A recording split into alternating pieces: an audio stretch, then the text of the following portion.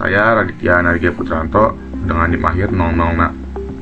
Halo, perkenalkan nama saya Ahmad Ilham Maliki dengan NIM akhir 007. Saya Luluul Mardiatul Alia dengan NIM akhir 012. Perkenalkan, saya Meila Alunati Bariza dengan NIM 15234255053. Saya Muhammad Raulias dengan NIM akhir 087. Saya Syakira Maulida Ramael Faisal dengan NIM akhir 086. DKI Jakarta menghadapi kemacetan parah akibat tingginya mobilitas penduduk dan komuter dari daerah sekitar seperti Bogor, Depok, Tangerang, dan Bekasi. Kondisi ini menyebabkan kerugian ekonomi besar mencapai lebih dari 65 triliun per tahun Bappenas 2021.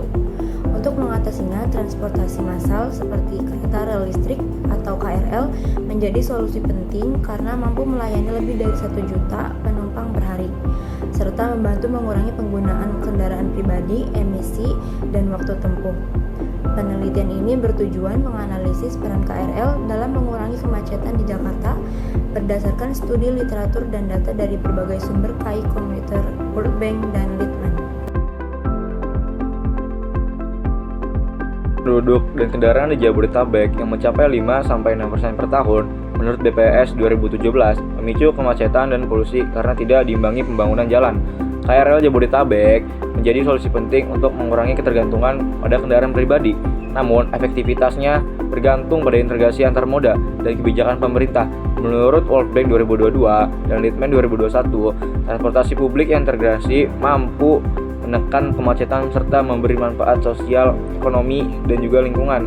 Sehingga analisis peran KRL penting untuk mewujudkan mobilitas perkotaan yang efisien dan berkelanjutan.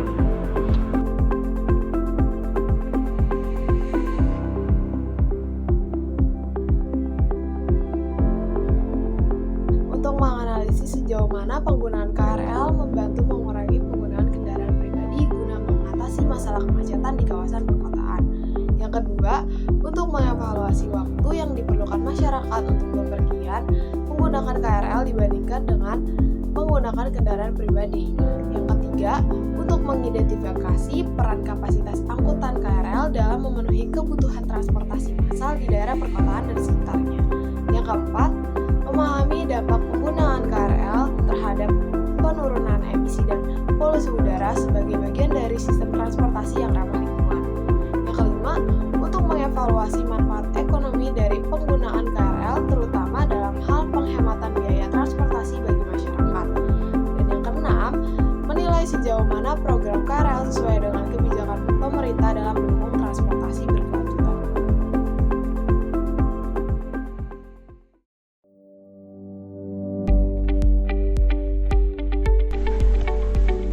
Metode yang kami gunakan adalah studi literatur dengan pendekatan kualitatif deskriptif.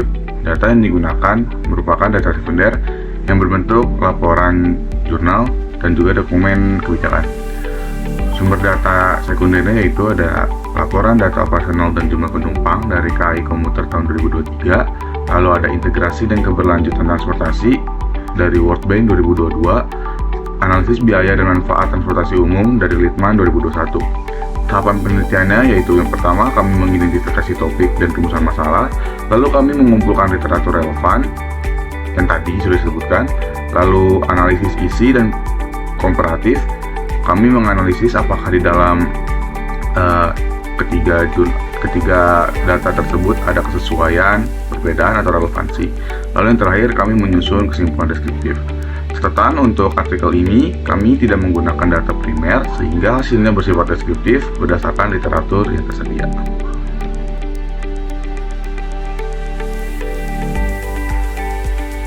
KRL memiliki peran yang luas dalam pengembangan transportasi perkotaan di DKI Jakarta dengan mengurangi kemacetan, menghemat waktu, mengurangi polusi udara, menurunkan biaya transportasi, memperkuat kebijakan pemerintah, serta berkontribusi terhadap pencapaian SDGs.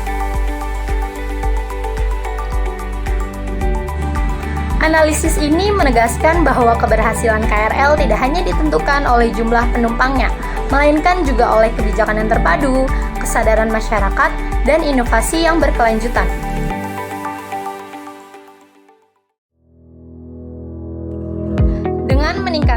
kapasitas, mengintegrasikan berbagai moda transportasi, serta mendapatkan dukungan kebijakan yang konsisten, KRL dapat menjadi penggerak utama menuju DKI Jakarta sebagai kota modern yang memiliki sistem mobilitas hijau dan efisien.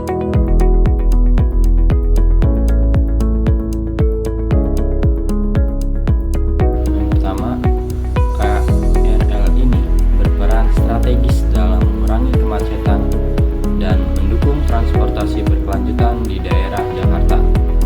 Yang kedua, efektif karena menekan penggunaan kendaraan pribadi dan menghemat waktu perjalanan hingga 50%. Yang ketiga, kapasitasnya besar dan efisien sebagai tulang punggung mobilitas di daerah Jabodetabek.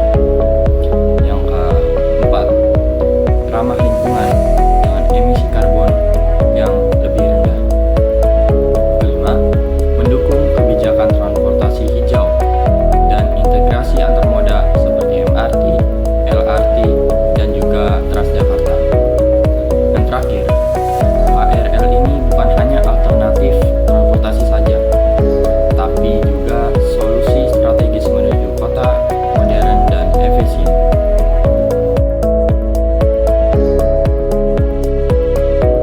Dari kelompok kami, yang pertama, tambahkan kapasitas dan frekuensi perjalanan KRL, khususnya pada di jam-jam sibuk. Yang kedua, perkuat integrasi antar moda melalui sistem one ticketing dan koneksi langsung. Yang ketiga, kembangkan kawasan TOD agar masyarakat lebih mudah beralih ke transportasi publik. Keempat, dorong kebijakan ramah lingkungan dengan energi listrik bersih dan pembatasan emisi kendaraan. Yang kelima, tingkatkan kesadaran masyarakat lewat kampanye penggunaan transportasi publik. Dan yang terakhir, gunakanlah data analisis untuk evaluasi dan pengembangan kebijakan transportasi yang tepat dan juga sesaran.